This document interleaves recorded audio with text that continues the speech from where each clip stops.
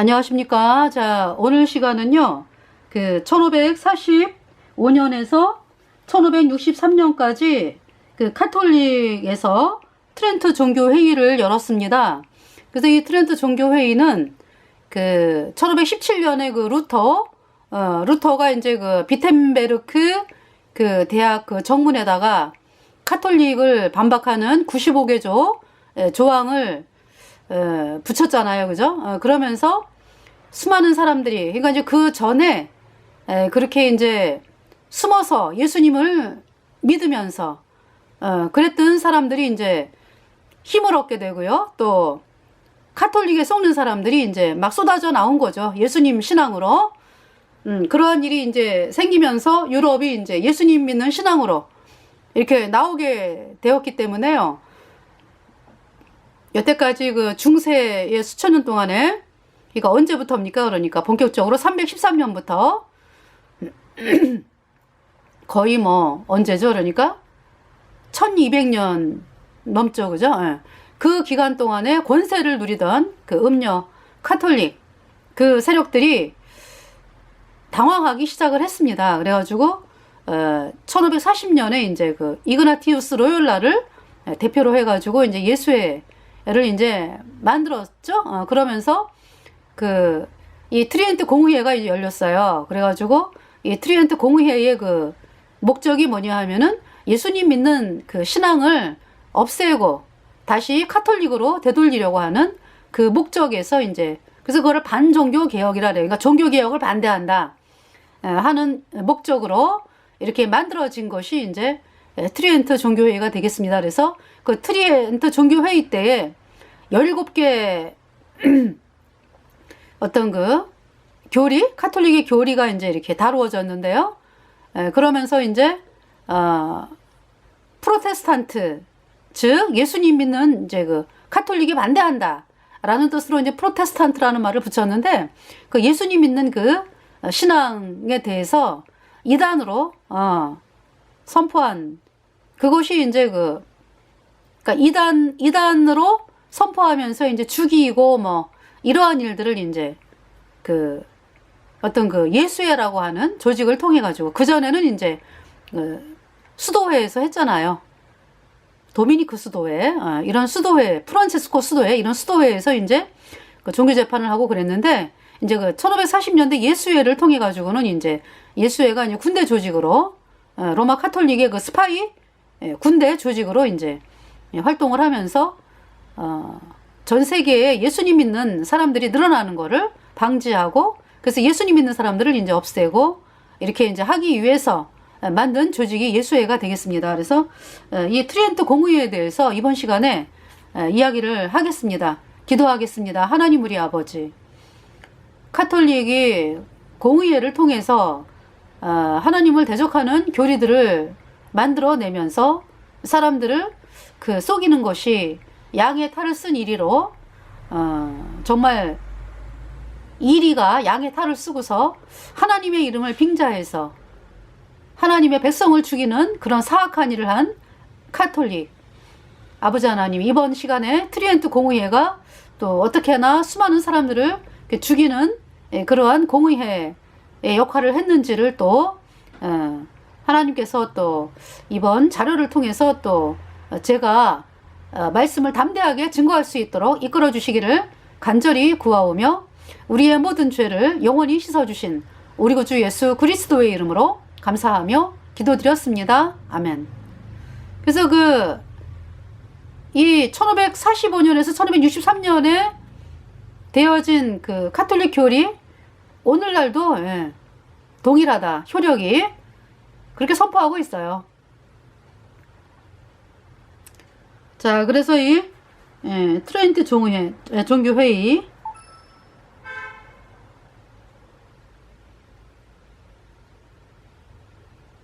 트리엔트 종교회의, 네.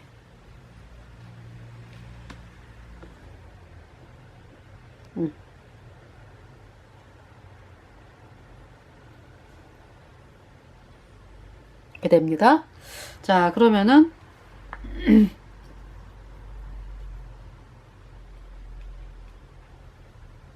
자, 트리엔트 종교회의에 대해서 좀 읽어드리겠어요.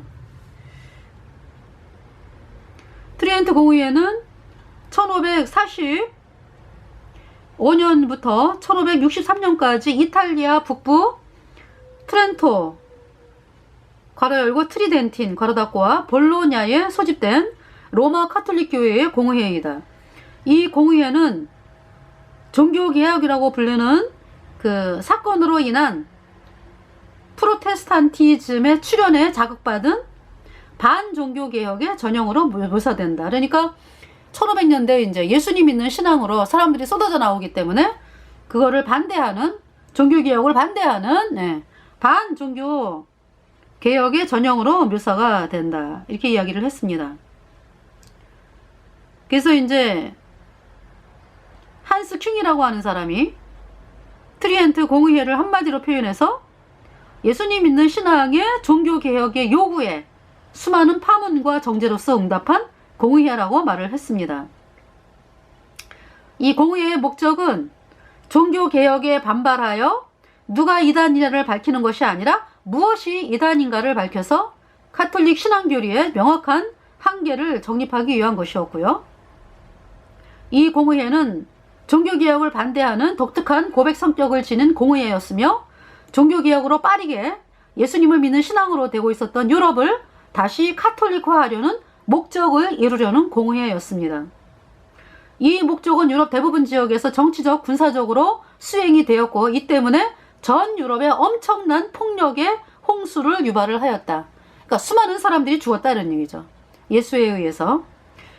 그로부터 400년이 지난 후 교황 요한 23세는 제2차 바티칸 공의회를 준비하면서 트리엔트 공의회에서 반포한 교령들은 여전히 유효하다고 단언을 했습니다.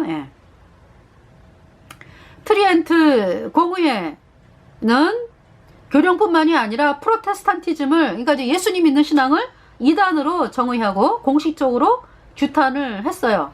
그리고 그에 대한 응답으로 로마 카톨릭 교회의 교리와 가르침에 대한 주요 성명을 천명을 하였다. 그래서 공의회는 성경을 비롯해서, 그러니까 이제 성경이 자기네가 그 382년도에 그 카톨릭 교주 다마소 1세 때 제롬이라고 하는 사람에 의해서 만들어진 그 카톨릭 번역본 불가타, 그거를 이제 카톨릭 책으로 다시 또 선포를 했고요.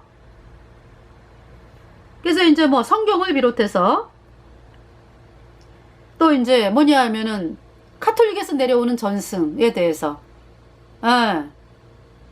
카톨릭은 전통과 경험, 그동안에 카톨릭에서 해왔던 거, 그걸 전승이라고 하거든요. 그것을 이제 성경의 권위에 앞세우는 거죠. 그러니까 자기네가 이제 앞세우는 거죠. 그리고 이제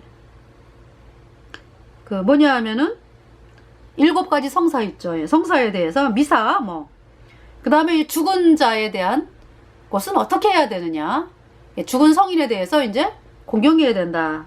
그러니까 기도하라, 이런 얘기잖아, 그죠? 그 다음에 이제 의롭게 되는 거에 대해서.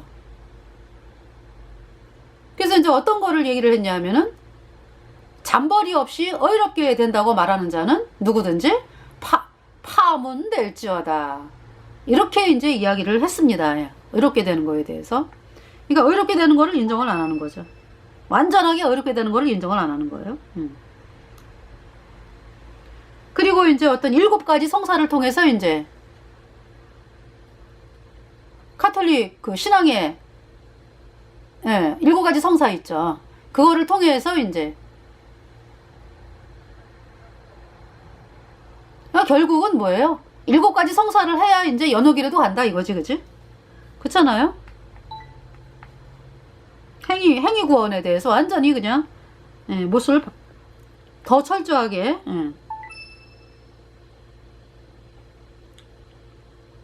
박은 거죠. 그래서 공의회는 그래서 굉장히 오랜 기간이죠. 1545년에서 1563년이니까 17년이에요. 계산해보면. 그래서 1에서 8차까지는 이제 1545년에서 1547년 그 공의회 카톨릭 교주 바오르 3세, 그 다음에 12에서 16회까지 1551년에서 1552년은 율리오 3세 카톨릭 교주, 그 다음에 17부터 25회차 1562년에서 1563년은 카톨릭 교주 비오 5세가 감독을 했습니다. 그래서 이제 뭐냐 하면은 트리엔트 공의회의 결과는 이제 그 카톨릭 역본인 불가타 성경을 따라서 오늘과 같은 정경 목록을 재확인을 했습니다. 예. 그리고 이제 불가타 공식 표주판 그 성경을 펴내기 위해서 위원회를 출범을 시켰고요. 1565년 공의회가 끝난 지 약 1년쯤 지나서 교황 카톨릭 교주 비오 4세는 트리엔트 신앙 고백을 발간하였고, 그의 후임자 비오 5세는 로마 교리서 1566년, 성무 1도서 개정판 1568년, 로마 미사 경본 개정판 1570년을 잇따라 반포했습니다. 이를 통해서 트리엔트 미사가 성문화되어서 이후 400년 동안 카톨릭의 대표적인 미사 양식의 형태로 남게 되었고요. 다음 세계 그 카톨릭 공의회는 제1차 바티칸 공의회가 1869년, 그러니까 300년 지나서 트리엔트 공의회가 지나서 이제 제1차 바티칸 공의회가 1869년에 있었다. 이렇게 이제 네. 이렇게 이제 이야기를 합니다. 네.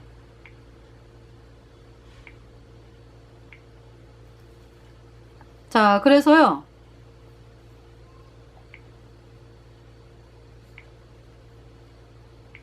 트리엔트 공의회.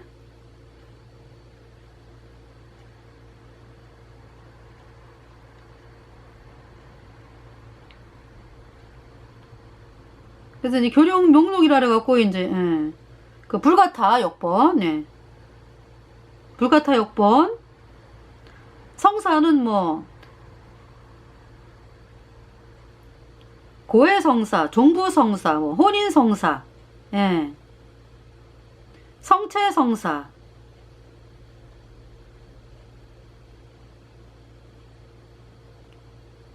또 세례성사, 견진성사, 예. 뭐 성사 그러면은 7가지 성사에서 신품성사 있는데, 예. 신품성사도 했겠죠. 그 성인과 성인 유해 및 성화상 공경. 이게 뭐냐 하면은 성인은 이제 천주교를 믿다가 순교하든지 뭐 이런 사람들 있죠. 그걸 카톨릭에서 성인이라래. 죽은 사람. 성인과 성인 유해 및 성화상 공경. 성화상은 뭐냐 하면은 눈에 보이는 그 우상, 그림 뭐 이런 거 이제 공경에 대해서. 그 다음에 대사 그러면은 이제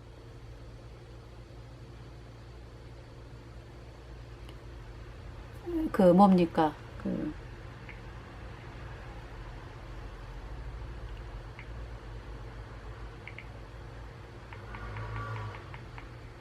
대사.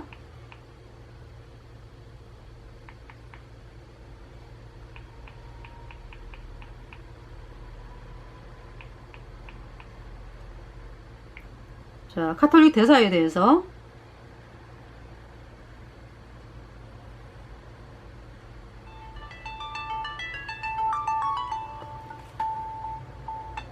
안녕하세요, 집사님. 제가 방송 끝나고 전화 드릴게요. 네.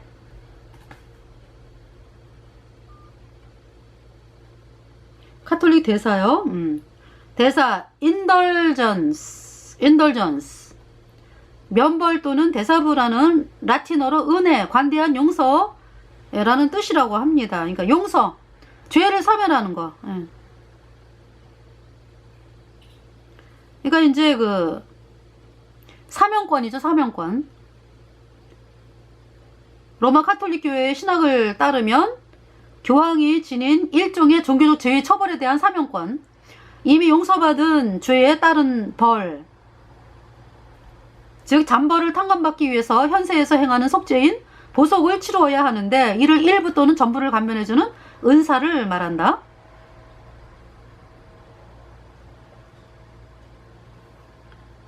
이를 일부 또는 전부를 감면해주는 은사를 말한다. 죄인이 자신이 저지른 범죄를 교회에 사실대로 고백하여 죄를 용서받은 다음 예수와 모든 성인의 보석 공로를 통해서 그 죄에 해당하는 벌을 교회의 승인을 받아 면제받게 된다. 예, 이렇게 이야기를 합니다. 이거 이제 뭐냐면은 신부가 어떤 죄를 고백을 하잖아, 신부에게. 그러면은 신부가 죄를 용서한다고 얘기하죠. 무엇으로? 이제 보석이라래. 보석을 통해서. 읽어드릴게요. 가톨릭 교리에 따르면 대사는 벌을 사면해주지만 죄 자체를 소멸시킬 효력은 없다. 죄를 용서받는 유일한 통산적인 방법은 고해성사뿐으로 대사를 곧 면죄부라고 하는 것은 오역이다. 대사는 교황이나 주교들이 줄 수 있으며 대사의 조건으로 제시되는 행위는 고해성사, 영성체, 기도, 성지 순례 등의 신앙 실천으로 이러한 실천들은 어떠한 물질적 조건도 요구하지 않는다. 말이 그렇지. 그러니까 대사란 사람이 죄를 지었다가 고백하여 고해성사, 그 죄와 당연히 받을 지옥 형벌을 면하게 된 다음 그 죄에 대한 잔벌이 이제 연옥에 가는 건데, 그 죄에 대한 잔벌의 전부나 일부를 그리스도의 무한한 공로로 면제하여주는 은사다. 고해성사를 통해 죄는 사해졌지만 그 벌은 그대로 남아있다. 그래서 그 벌은 보석을 통해서 없어지는데 카톨릭이 부여하는 대사를 통해서도 없앨 수 있다. 네.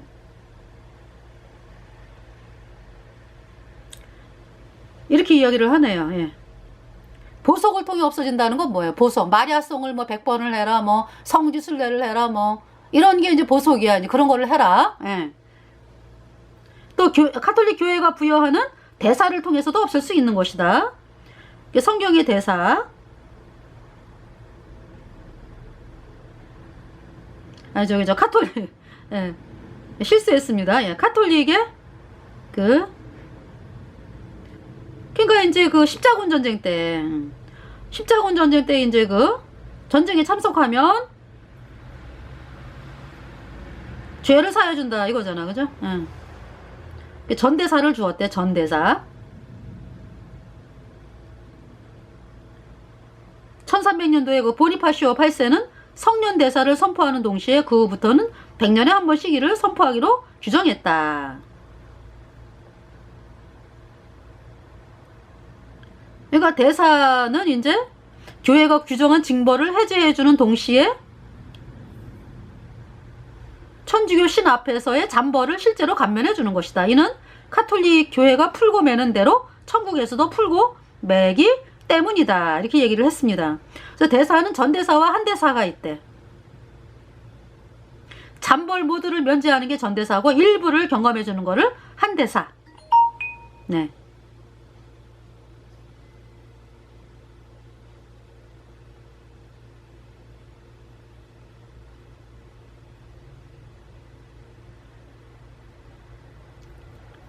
자, 이제 이 원죄에 대해서 얘기하네요. 카톨릭 신학 죄는 원죄나 악마의 유혹에 넘어감으로써 저지른 죄가 아닌 본죄의 그러니까 원죄하고 본죄로 나누네. 본죄의 경중은 사람에 따라 차이가 있다. 원죄 없다 그랬죠? 성경에 없어요? 그러니까 원죄라고 하는 단어 카톨릭이 만든 거죠. 예. 그냥 여러분들에게 죄가 들어온 거야. 여러분이 죄인으로 태어났다고. 그래서 대죄는 그 신의 법을 크게 거스린 행위를 저질렀을 때 성립하는 죄로, 대죄가 성립되려면 뭐 여러 가지 이제 그 세 가지 조건이 있다 그랬고요. 소죄는 이제 작은 죄. 보석은 뭐냐면은 그 죄를 고해성사했을 때 이제 죄가 용서됐다 그러면서 이제 하는 거 있죠. 뭐 마리아송을 뭐 100번을 한다든지 이게 보석이에요.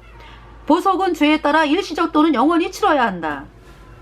현세에서의 보석은 일시적이다. 만일 지상에서 보석을 다 마치지 못할 경우 연옥에서 마저 해야 한다. 연옥이 없죠. 연옥 가서 이제 마주 죄를 갖다 씻는 일을 해라 이런 얘기잖아, 그지? 영원한 보속은 말 그대로 영원히 지속이 된다. 고통스러운 이 보속은 결국 지옥행으로까지 이어진다. 모든 죄는 종류에 따라 걸맞는 보속이 주어지는데 특히 대죄는 영원한 보속이 따르게 된다. 설령 고해성사를 통해서 죄를 뉘우치고 용서를 받아 영원한 보속에서 벗어난다 하더라도 그에 해당하는 현세에서나 연옥에서 받아야 할 벌까지는 사여지지 않기 때문에 고해사제가 부과하는 보속으로 잠벌을 치러야 한다. 복잡하죠? 예.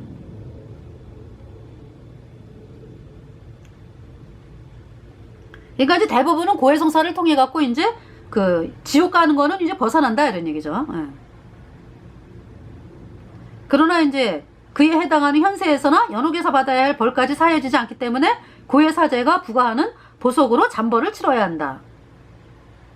그러나 잊어버려서 미처 고백하지 못한 죄에 대한 벌이 남아있을 수도 있고 고해사제가 내린 보속이 죄에 비례하지 못할 수도 있다.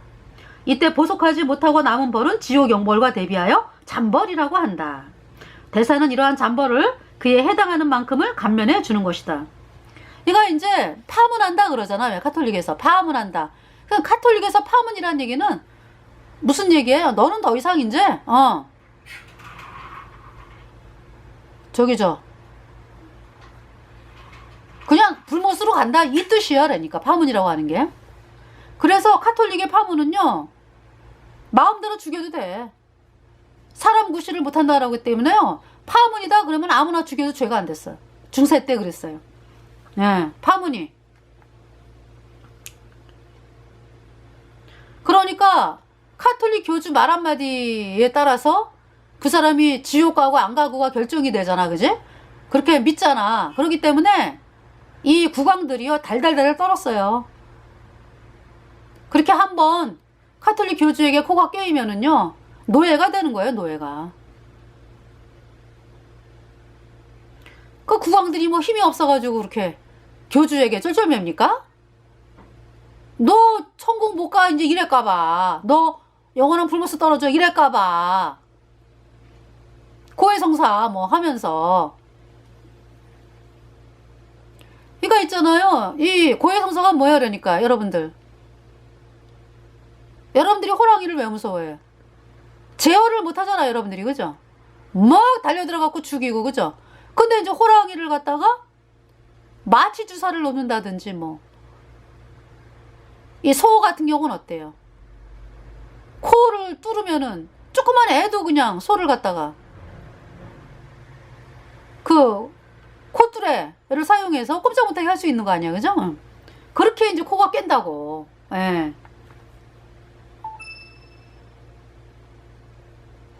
참회는 뭐냐? 전대사를 받으려면 반드시 고해성사를 포함한 일정 조건을 충족시켜야 한다.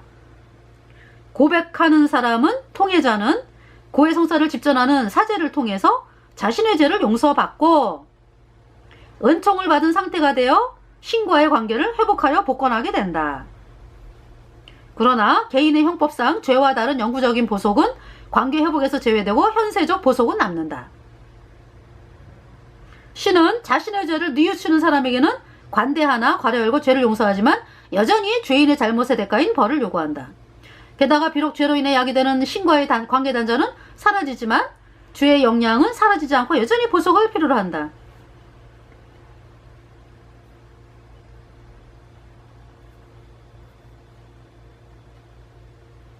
예를 들면 누군가 빵 한 덩어리를 훔쳤다면 도둑이 자신의 죄를 뉘우치더라도 제빵사는 여전히 빵을 잃어버린 상태 그대로며 그 때문에 괴로워한다. 이러한 보속은 현세적 보속으로 불리며 영구적인 보속과는 달리 시간의 보속으로 불린다. 그 이유는 마지막 행선지 천국 또는 지옥보다는 일시적인 세상과로 지상과 연합과 연관이 있기 때문이다. 무슨 말을 하는지 이해가 안 가요. 네. 자, 연옥에서의 일시적인 보속. 그러니까 연옥에 간다라는 얘기는 일시적인 보속이다 이런 얘기죠. 카톨릭에서는 이 세상에서 죄를 저지른 사람은 용서받은 죄에 대한 일시적인 보속을 해야 한다고 가르친다. 교리문답 1473. 어떤 이들은 자신이 지은 죄를 현세에서 완전히 보속을 하지 못하고 죽는다. 죽기 전에 완전한 회개와 보속을 통해 용서를 받아 죄사함을 받은 사람의 영혼은 천국에 가지만 보석을 다 하지 못한 사람의 영혼은 천국에 갈 수 없다. 그런 사람들은 연옥에 들어가게 되며 그곳에서 미처 다 하지 못한 나머지 보석을 완전히 끝마쳐야 한다. 카톨릭 교회는 연옥의 영혼들은 그들이 아직 천국에 들어갈 자격을 갖추지 못했기 때문에 그들에게 도움이 되도록 생존자들이 대행할 수 있는 대사를 결정하며 특별한 제한이 없을 시에는 대사를 연옥 영혼에게 양보할 수 있게 해준다.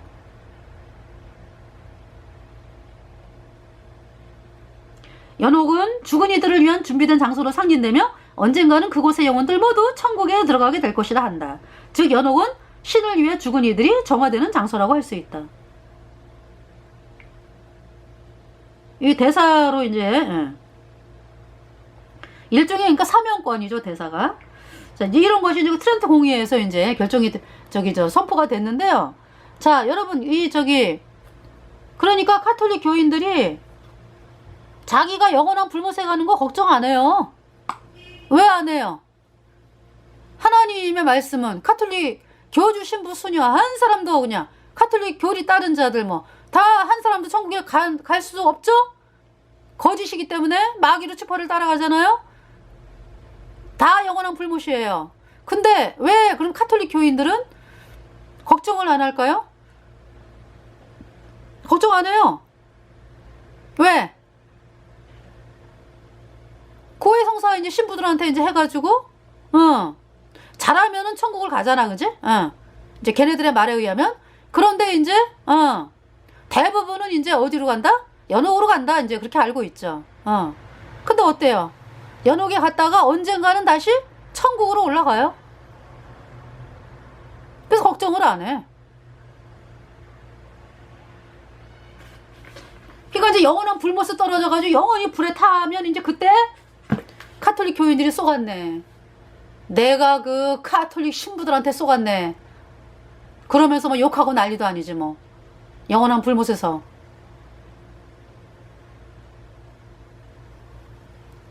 너무 끔찍해요. 그러니까 여러분 어때요? 고해성사를 통해서 신부가 어마어마한 막강한 능력을 갖고, 막강한 그 권한을 갖고 있잖아, 그죠? 죄를 용서해주는 권한이 있잖아요. 죄 용서는 누구만 하는 거예요? 하나님만 하는 거예요, 하나님만. 우리 하나님은요, 이미 온 인류의 죄를 용서했어요.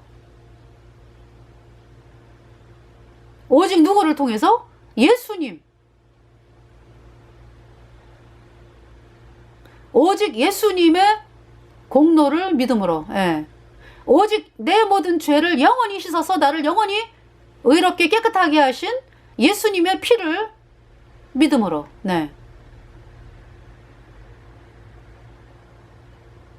카톨릭은요, 누가 그 자리를 대신해요? 신부가 대신하잖아, 신부가. 신부한테 잘 보이고, 카톨릭 교주한테 잘 보이고, 카톨릭 교회다라고 이야기하는데, 누가 카톨릭 교회입니까? 누가? 신도들은 그냥,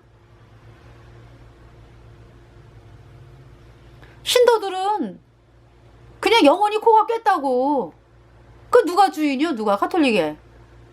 그 카톨릭 교주부터 해가지고 상층부 인간들이 주인이지. 그 위에는 마귀로 지퍼가 있고요. 그러면서 툭하면 카톨릭 교회는 뭐 이렇게 얘기를 하죠.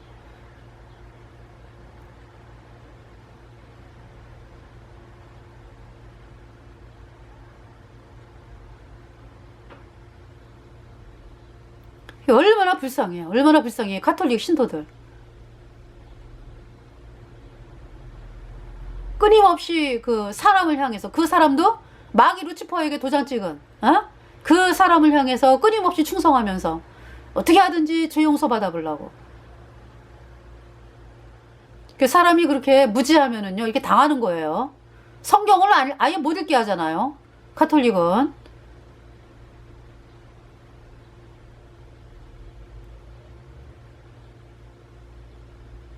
집에 뭐 예수님 믿는 사람들이 보는 성경 있다 그러면은 허락이 안 돼.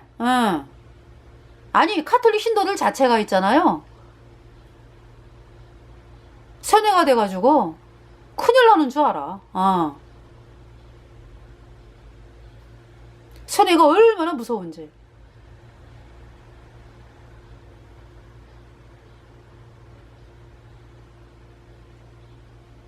왜 인간으로 태어나가지고 지옥 가는 길을 택하냐고요, 여러분들이. 예? 자, 트리니트 종교회 여기 이제 이렇게 나오죠. 이건 바티칸 암살단. 그래서 자, 트리니트 종교회의 반종교개혁의 중추인 그 공의회는 미래의 예수의 수장이 될 디에고 라이네즈에 의해 주의되었다. 유럽 전역으로 퍼져갔던 종교개혁가들의 성경적 교리들은 양심의 자유, 표현의 자유, 언론의 자유. 그러니까 이제 양심의 자유, 표현의 자유, 언론의 자유가 누구 때문에 생긴 거라고? 예수님 믿는 사람들 때문에 양심의 자유, 표현의 자유, 언론의 자유가 생긴 거예요. 근데 이러한 것을 갖다가 이제 막는 거죠. 이 트리니트 공의회가. 정죄되었다, 그러니까. 유럽 전역으로 퍼져갔던 종교개혁가들의 성경적 교리들은 양심의 자유, 표현의 자유와 언론의 자유를 포함하여 전적으로 다 정죄되었다. 예수에 의해서. 다가올 세기의 트리니트 공의회는 결국 모든 국가의 외교정책이 될 것이었고 황제들은 예수의 지배를 받게 될 것이었다. 그 황제들 중 일부는 필립 2세 치하의 스페인 제국, 빅토리아 치하의 대영 제국. 그래서 필립 2세 치하의 그 스페인 제국인데요. 그러니까 스페인 종교재판 어마어마했죠. 그리고 네덜란드 그때 스페인이 차지하고 있었잖아요. 그때 어때요? 네덜란드에 예수님 믿는 사람들 25만 명이 죽임을 당했어.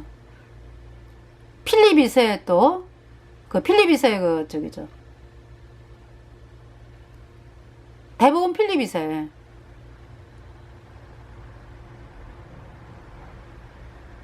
(25만 명). 네. 그 다음에 이제 빅토리아 치하의 대영 제국. 영국 사람들은요, 예수님 믿는 신앙이었는데, 그 이제 예수회가 빅토리아에게 접근을 한 거죠. 그래서 이제 빅토리아가 이제 예수회에 장악이 돼가지고, 그 당시의 정책이 예수의 정책이었다, 이런 얘기죠. 네. 나폴레옹 3세 치하의 프랑스 제국, 테오도르 루즈벨트 치하의 미국 제국. 이 루즈벨트가, 예수회, 사악한 예수회. 아주 사악해요, 이 사람. 루즈벨트. 그 다음에 스탈린 치하의 러시아 제국. 스탈린이 7천만 명 죽였죠? 예수님 믿는 사람이 2,700만 명 죽이고, 자기를 반대하는 사람 합해갖고 7천만 명. 스탈린 치하의 그 우크라이나 홀로도모르라 그래가지고요. 우크라이나가 굉장히 땅이 비옥한 영토거든요. 거기를 갖다가 스탈린이 이제 농토를 빼왔고요. 그러면서 이 우크라이나 사람들이 굉장히 반대했거든. 근데 이제 얘네들이 스탈린이 방법 있잖아. 경찰 뭐 이런 용병들을 갖다가 막 풀어가지고요. 막 강제로 그냥 농토 빼앗고 막 이러면서 1,500만이 굶어 죽었대. 홀로도모르 때 우크라이나. 너무 끔찍해. 이 스탈린이요, 저런 사람도 아니에요. 조지아 왕국 이거 있잖아요. 왜 저기 터키하고 그러니까 카스피아하고 저기 무슨 해죠? 흑해인가? 그 사이에 왜 세 나라 있죠? 아제르바이잔, 아르메니아, 조지아, 그루지아라고 그러는데, 그 그루지아 사람이에요. 예수의 교육을 받았다고, 스탈린이. 그래서 이렇게 어마무시하게 어마어마하게 사람들을 많이 죽이고, 영원히 불에 타면서 뭐 고통당하는 거죠. 뭐 이루 말할 수가 없죠.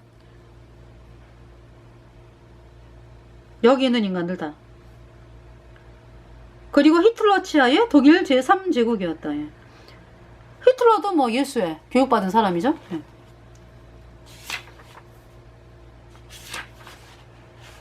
자, 그래서 저기 1540년도에 그 예수에 그래서 이제 1561년도에 바시의 학살이라 그래가지고요.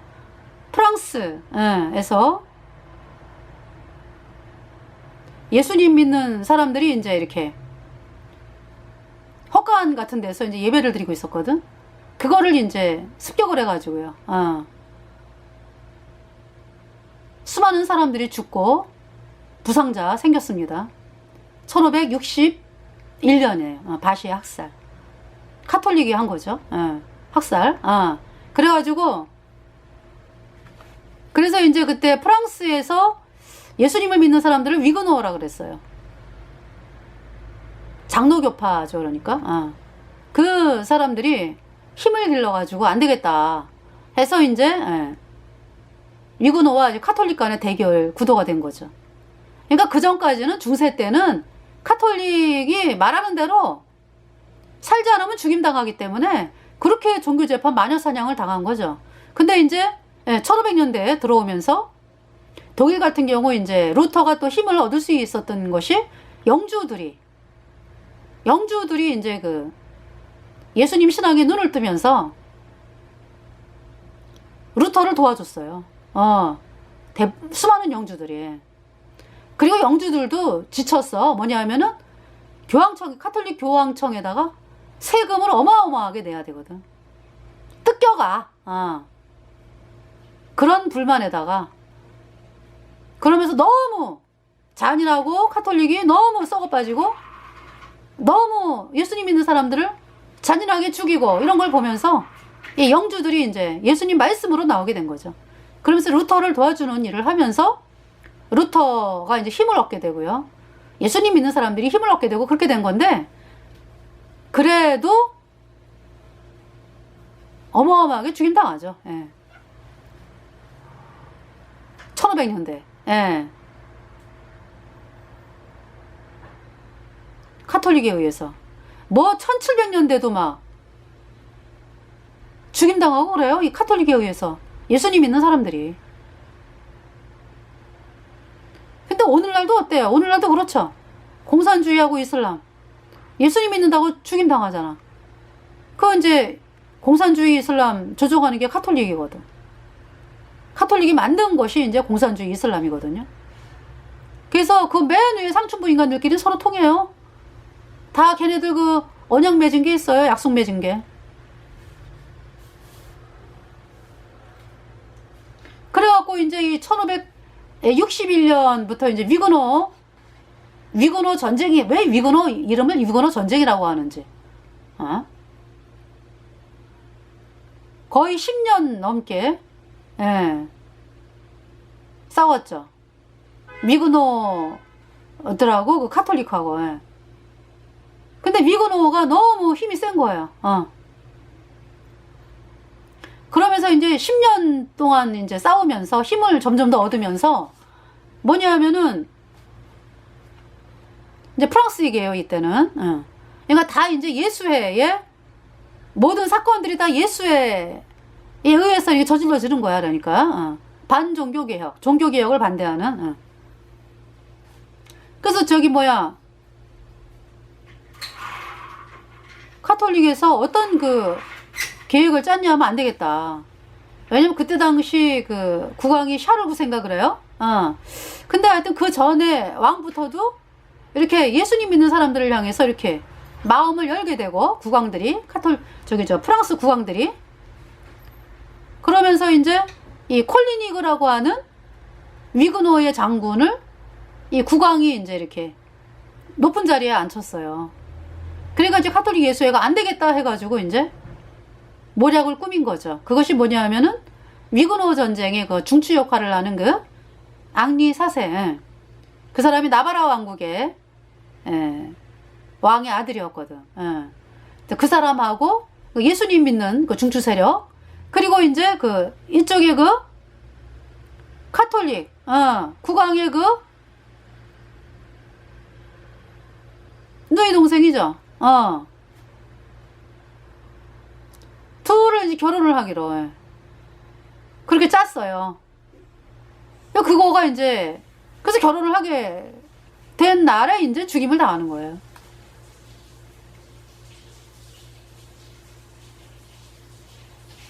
그것이 1572년에 성 바돌로메의 대학살. 이게 말을 바돌로메 앞에다 성을 붙여갖고 성 바돌로메의 대학살 이렇게 붙였습니다.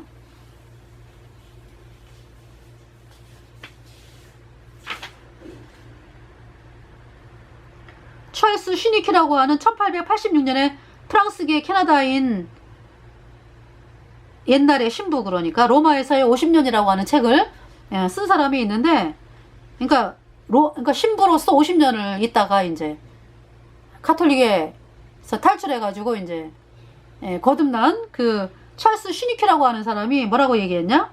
로마의 그 악마적인 법에 영감받아서, 로마 카톨릭의 그 악마적인 법에 영감받아서 성 바돌로메의 그 밤과 그 다음날 7만 5천 명의 프로테스탄트 예수님 믿는 사람들이 학살당했다 이렇게 썼어요. 프랑스에서 위그노라고 불리는 그러니까 이제 트리엔트 공의회의 결과를 보는 거예요. 여러분들에게 결과를 얘기를 이제 일부지만 해주는 거예요. 해드리는 거예요. 프랑스에서 위그노라고 불리는 프로테스탄트들은 부와 정치적 권력을 얻었다. 콜리니그 장군이 그들의 지도자였다. 그래서 그 프랑스 국왕 샤를 9세의 엄마가 카트리누드 메디치, 이 여자가 이제 그 카톨릭 교주가 나온 집안이야. 그래가지고 이제 프랑스의 그 왕의 엄마였거든. 그래서 이제 예수회하고 카트리누드 메디치 왕의 엄마가 그들을 파괴시킬 음모를 짰어요. 그래서 1572년 8월 24일 광란의 살인이 시작이 되었다. 결혼을 하기로 이제 해가지고, 근데 그 앙리 4세의 엄마도 결혼식을 앞두고 죽어요. 근데 이제 사람들이 뭐라고 얘기하냐면은 카트리누드 메디치가 이제 독이 묻은 손수건을 보냈다. 그걸, 그 냄새를 맡고서 죽었다. 이런 얘기를 해요. 독살당했다라고 얘기를 합니다. 예. 아주 잔인하기가 이루 말할 데가 없어. 콜니니그 장군은 용감하게 암살자들에게 저항했으나 소용이 없었다. 그는 살해되었고 그의 머리는 트로피처럼 로레인의 추기경에게 보내졌다. 7만 5천 명의 프로테스탄트들, 예수님 믿는 사람들이 냉혹하게 살육이 되었다. 로마는 성축했고 위대한 승리를 기념하는 주화를 주조했으며 그 테데움을 불렀다. 테데움, 찬송가. 이 무시무시한 인종 학살에 대하여 다음과 같은 기록이 있다. 자, 뭐라고 기록하냐? 프랑스 역사에 해박한 독자들은 이 배반자 섭정여왕 카트리누드 메디치에 의해 취해진 조치들에 대해 잘 알고 있다. 바돌로메의 잔인한 대학살, 괄호 열고 이 사건은 예수회원들이 일으킨 다른 사건들과 또 밀접하게 연관되어 있다를 실행하기 위해서 파리에 예수회원들을 입성시킨 후 그 악명 높은 사건에 그들의 개입되었음을 지적해주는 증거들을 보지 않으려는 자는 자신의 눈을 감아야만 한다. 그들에게 프랑스에 대한 지배권을 주기 위해서 그러한 6월 사태를 이제 일으킨 거예요. 예수회가. 비록 그들이 그 이후로 여러 번 프랑스 땅에서 쫓겨났다 해도 그들은 그 국민들을 고문하기 위해 계속해서 돌아왔다. 그 국민들은 공화국 치하에서 모든 형태의 시민 정부를 완전히 정복시키고자 그들이 얼마나 부단하게 작업하는지 알고 있다. 그래서 이제 여기 바돌로메 학살 그림이 나옵니다. 1572년에. 끔찍해요. 읽어드릴게요. 프랑스 프로테스탄트들 예수님 믿는 사람들과 그들의 위대한 지도자 콜리그니 장군을 대량 학살시킨 프랑스 전제군주를 예수의 수장이 조종하고 있었다. 이때 이제 왕이 샤를 9세였는데 샤를 9세가 뭐 나이가 9살 10살이기 때문에 아무것도 몰라요. 엄마가 카트리누드 메디치가 이제 잠깐만요.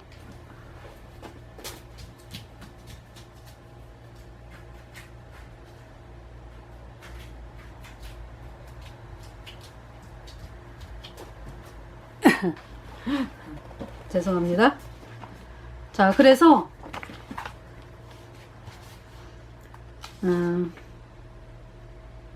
이는 사악한 트리엔트 공회의 복중에서 일어난 사건으로 오늘날까지 예수의 수장에 의해서 또는 부인도 부정도 되지 않았다. 근데 요한 바오로 2세가 얘기했어요. 카톨릭이 했다 이렇게 얘기했어요. 요한 바오로 2세. 예. 자, 여기 지금 예. 이제 콜린 이그 장군의 그 머리를 지금 로레인 추기경이라고 하는 사람이 보고 있는 장면입니다. 이렇게. 예. 그래서 이렇게 자기네들이 일을 하고서도 끝까지 아주 뭐 그 뱀 여러분 아시죠? 뱀. 네. 뱀이에요. 끝까지 얘네들은 얘기 안 해. 근데 결국은 얘기했어요. 요한 바오로 2세가.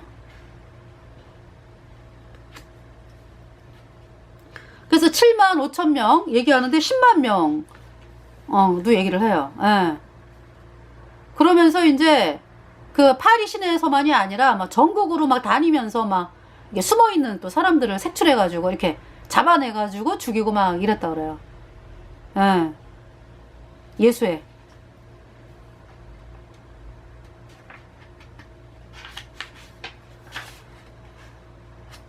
자, 네덜란드를 보겠습니다. 네덜란드. 아까 필립 2세 얘기 나왔죠. 예. 낮은 나라라고 불리는 네덜란드는 그 예수님 믿는 사람들이 많이 불어났어요. 수천 명의 네덜란드 사람들이 예수님을 영접했고 그 복음은 공개 석상에서 전해지고 있었다. 그 결과 로마 카톨릭은 정치적인 힘을 잃기 시작했어요. 그래서 이들이 이 전도를 막기 위해서 로마 카톨릭 마귀와 그의 예수회는 필립 2세를 움직여서 1550년에 칙령을 다시 제정하게 했습니다. 필립 2세가 스페인 국왕이었는데 이제 네덜란드를 이제 그때 당시에 통치하고 있는 상황이었어요. 그래서 뭐라고 이제 칙령을 내렸냐면은 어느 누구도 마틴 루터 뭐 이런 또는 로마 카톨릭에 의해 버림받은 다른 이단자들에 의해 만들어진 어떤 책이나 기록도 카톨릭 교회에서나 거리에서 또는 다른 장소에서 인쇄하거나 기록하거나 복사하거나 가지고 있거나 숨기거나 사거나 팔거나 또는 줄 수 없다. 자신의 집에서 불법 모임을 가지는 것도 안 된다. 더욱이 우리는 이제 이게 예수회 이거죠. 필립 2세를 움직여서 이제 보낸 칙령이에요. 예수회가. 더욱이 우리는 모든 평민들이 성경과 관련하여 공개적으로 또는 비밀리에 대화를 나누거나 논쟁하거나 또는 성경을 읽거나 가르치거나 또는 해석하는 것 또는 비밀리에 혹은 공개적으로 설교하는 것을 금지하며 다음에는 처벌을 받을 것이다. 이러한 자들은 사형에 처해질 것이다. 즉 남자들은 칼로 처형되며 여자들은 산채로 매장당할 것인데 이는 만일 그들이 자신들의 과오를 고집하지 않는 경우에 해당된다. 만일 그들이 그것들을 고집한다면 그때 그들은 불로 화형당할 것이다.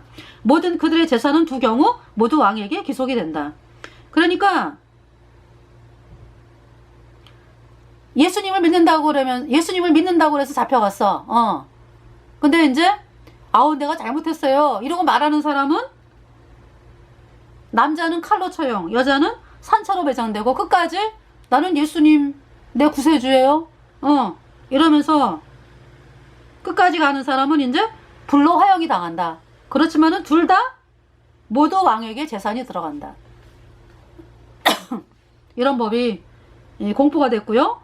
법으로 제정된 이걸 실행하고자 필립은 알바의 공작이 이끄는 듀크 오브 알바라는 알바의 공작이 이끄는 10,000명의 스페인 카톨릭 기병들을 급파했어요.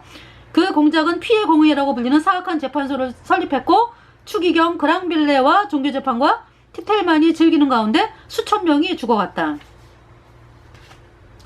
그러면서 어떤 기록이 있냐 하면 이 공포의 시간에 대해 다음과 같은 기록이 있다.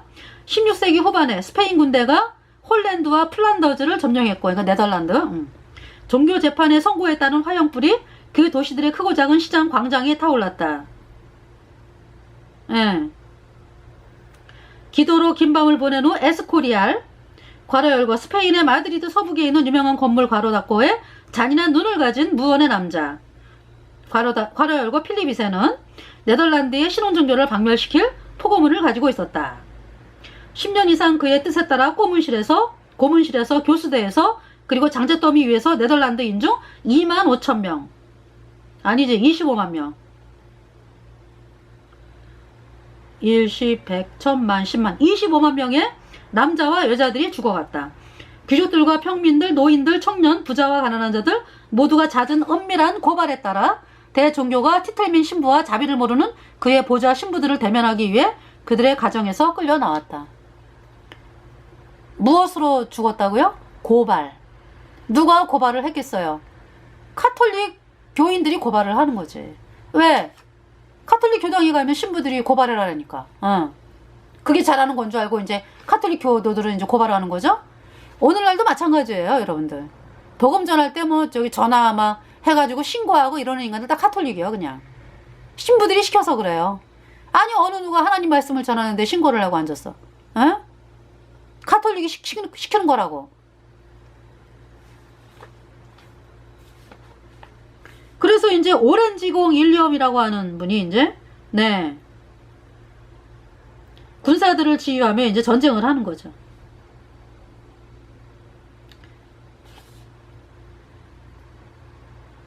그래서 거지라 그래, 거지. 얼마나 그냥 차림이 그냥 힘들었으면 거지라 그래. 그 네덜란드 그러니까 말하자면은 우리나라도 똑같죠. 3.1 운동이 왜 독립운동이기도 하면서 예수님 믿는 사람들이, 그쵸? 대부분이 예수님 믿는 사람들이잖아. 그 3.1 운동, 독립 만세 운동, 그죠? 그러니까 지금 이 오렌지공 윌리엄도 마찬가지예요. 독립운동 하면서 예수님 믿는 신앙과 자유, 그걸 위해 싸운 거죠. 그 거지들은, 그 밑에 싸우는 사람들은 이제 거지라 그랬어. 얼마나 그냥 힘들게 싸웠으면은. 눈물이 나죠. 그 거지들은 항상 스페인 적들과 교전했고, 만일 그 전투에서 자기들이 지게 될 것임을 감지했다면, 그들은 함께 모여 주의 만찬을 먹은 후 화약고를 폭발시켜 그 적들과 함께 영원으로 날려갔다. 그러니까 죽으면 죽으리라 이러고 싸운 거예요. 이 네덜란드 사람들이. 예. 그래서 이제 이 오렌지공 윌리엄을 예수회가 증오를 했죠. 그래서 오렌지공 윌리엄의 장남은 카톨릭 교도였어. 카톨릭 교도로. 그래서 예수회가 오렌지공 윌리엄에게 어떻게 복수했냐. 그들은 당시 한 명의 로마 카톨릭 교도로 양육받고 있던 그의 장남을 유괴했고, 그 상심한 아버지는 결코 아들을 다시 보지 못했다. 그래서 이제 윌리엄을 암살하려는 몇 차례 시도 후에 1584년에 예수의 원에 의해서 죽임을 당했습니다. 그래서 이 오렌지공 윌리엄이 그 발다자르 제라드라고 하는 예수의 회원이었는데, 이 사람이 피스톨로 3번 쏘고 총알의 독이 혈관을 통해 퍼지는 동안 윌리엄은 마지막으로 말했어요. 오 나의 하나님, 이 불쌍한 백성들에게 긍휼을 베푸소서. 오렌지 그 윌리엄 1584년에 이게 죽임을 당했습니다. 이분이에요. 네덜란드 사람들이 그러니까 저기 존경하는. 그래서 이 프로테스탄트 성경을 믿는 하나님의 사람은 종교와 정치 자유의 아버지다. 이제 아버지라는 말을 좀 쓰는 건 그렇죠. 정치와 종교의 자유를 주는데 공을 세웠다. 그는 네덜란드에 대한 카톨릭 교주의 세속 권력을 붕괴시켰고, 그러니까 카톨릭 교주가 네덜란드를 함부로 못하는 거죠. 이렇게 그냥 싸우니까. 필립 2세의 스페인 군대들에 대항하여 정의 수호의 검을 드는 것을 거부했던 재침례 교도들과 메노나이트들을 보호해 주었고, 유럽에 박해받는 유대인들에게 피난처를 제공했다. 그는 예수회가 보낸 예수의 서약에 복종하는 암살자 발다자르 제랄드에 의해 살해되었다. 그래서 트리엔트 공회에 의해서 이렇게 예수님 믿는 사람들이 죽임을 당했는데, 이게 네덜란드가 또 이렇게 독립운동을 하게 됐습니다. 자, 그래서 이제 트리엔트 공회에서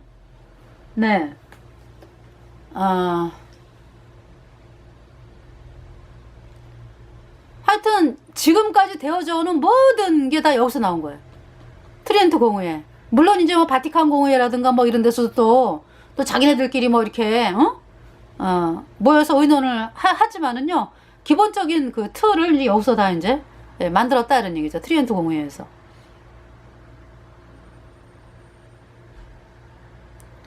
장장 17년을 걸려서 했습니다. 그래서 이 트리엔트 공의회에서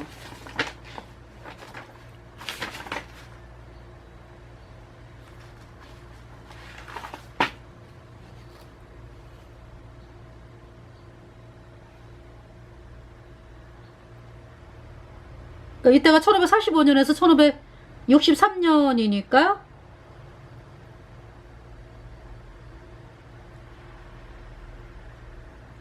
1546년에 트리엔트 회의에서 외경을 불가타 역본에 또 포함을 시켰죠. 외경. 외경은 완전히 지네들이 만든 거야. 그러니까 지네들이 만든 거를 이제 첨가를 시킨 거지. 얘가 아주 이것들은 성령 해방죄야. 아주 하나님 말씀에 아주 손을 대고 더하고 빼고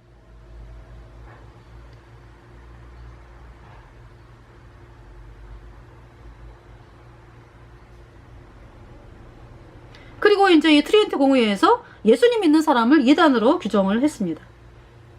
이것은 오늘날까지 유효해요. 세상 끝날까지 가톨릭에서는 유효합니다. 예.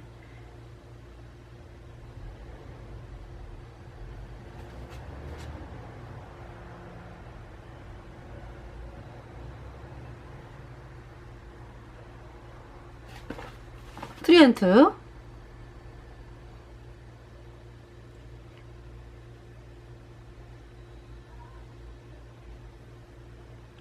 1562년에 오렌지 대학살이 있었어요. 비오 4세. 그 이탈리아 군인들을 풀어가지고요. 예수님 믿는 사람들을 어마어마하게 죽인 오렌지 대학살이 1562년에 있었습니다. 비오 4세. 네. 다 그 트리엔트 공의회 끝나기 1년 전이네, 그죠? 예.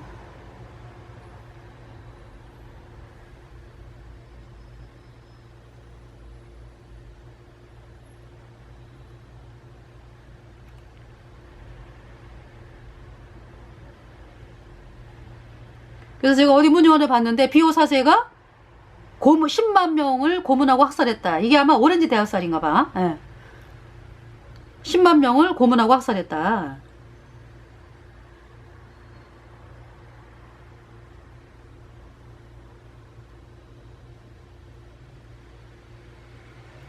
이때의 영국에서는요, 예. 헨리 8세가 이제 1509년부터 1547년까지 했고요. 트리엔트 공의회 2년 후에 죽었네, 헨리 8세가, 그죠? 에드워드 6세가 왕으로 올랐죠. 이 에드워드 6세가 예수님 믿는 신앙이에요. 그래서 카톨릭 교주를 적그리스도 나쁜 사기꾼이라 그랬어, 에드워드 6세가. 근데 이 에드워드 6세가 오래 못 있었어요. 이게 말로는 있잖아요. 들려오는 얘기로는 예수에 의해서 죽임당했다, 이렇게 얘기를 합니다. 에드워드 6세가 1547년에서 1553년, 네. 6년 왕을 했어요. 예. 에드워드 6세가 오래 왕을 했으면은 영국이 또 엄청나게 그 예수님 믿는 신앙으로 그게 이제 예수회가 그걸 막기 위해서 에드워드 6세가 이제 에드워드 6세를 이제 이렇게 뭐 약을 통해서 뭐 여러 가지 뭐 해가지고 그 다음에 이제 에드워드 6세가 제인 그레이를 이제 왕으로 선언을 하고 죽었거든요. 근데 제인 그레이가 카톨릭 세력에 의해서 9일 만에 죽임당해요. 그리고 이제 그 블러디 메리라고 피에 메리 1553년에서 1558년까지 이 사람이 이제 카톨릭으로 돌려놓자 영국을. 그러면서 이제 그래서 메리를 반대하는 사람을 무자비한 탄압을 했습니다. 그래서 사형을 시키고 모조리 사형을 시켰어요. 그래서 화영장에 불길이 꺼지지 않았다. 3년간. 제가 계산해 보니까 수천 명이요. 이게 이제 288명 뭐 어디 나오는 거는 288명이 나오죠, 그죠? 근데 계산해 보니까요 거의 3년 동안 화영장에 불이 꺼지지 않았대요. 수천 명이야. 죽였습니다, 메리가. 그래서 이제 메리가 이제 그러니까 1553년에서 1558년이니까 5년간 그리고 이제 병으로 죽어요. 자궁암 뭐 이런 걸로 죽어. 비참하게. 그리고 이제 엘리자베스가 이복 동생 엘리자베스가 왕이 됐죠. 1558년에서 1603년까지 거의 40년을 했습니다. 네. 하나님의 보호하사. 예. 엘리자베스가 이제 예수님 믿는 신앙이에요.